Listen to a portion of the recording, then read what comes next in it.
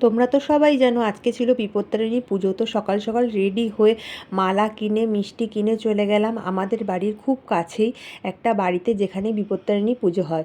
প্রত্যেক বছরই আমি ওখানে যাই, ওদের বাড়িতে গিয়ে পুজো দিই। তা পুজো পুজো দিতে গিয়ে আমার খুবই ভালো লাগছিল। আর বিশেষ করে মায়ের মুখটা দেখো কত সুন্দর। আমি দেখে তো সব কিছু ভুলেই যাই, যে কি বলবো মায়ের কাছে, মা তো সবই জানে। তো ওখানে গিয়ে আমি কিছুক্ষণ বসলাম, পুজোটা দেখলাম। এই করতে করতে পুজোটা প্রায় শেষের পথে চলে আসলো।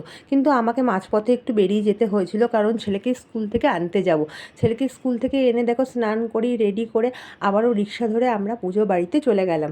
পুজো বাড়িতে গিয়ে দেখো ছেলে একটু নমস্কার করে নিল, নমস্কার করে নিয়ে তারপরে আমরা উপরে চলে গেলাম খাওয়া দাওয়া করার জন্য।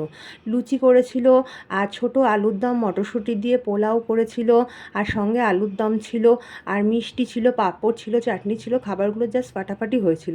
তারপরে নিচে এসে ছেলে ডোর পরে নিল, আর আমিও ডোর পরে নিলাম, আর বাড়ির জন্য একটা ডোর নিয়ে আসলাম। তো এইভাবেই দেখো একটা সুন্দর দিন আমরা কাটিয়ে ফেললাম।